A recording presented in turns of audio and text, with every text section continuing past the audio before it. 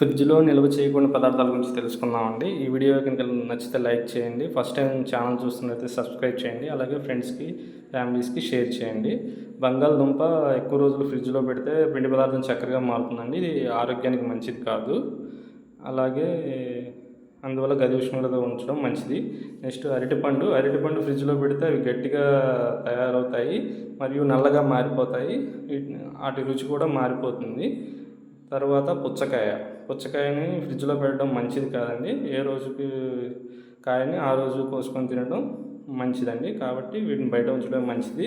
Next ఉల్లిపాయ ఫ్రిడ్జ్‌లోని తేమ వాటిని పాడు చేస్తుంది. గది ఉష్ణోగ్రత వద్ద నిల్వ చేయాలి. ఆనియన్‌కి పొటాటోకి దూరంగా ఉంచాలి.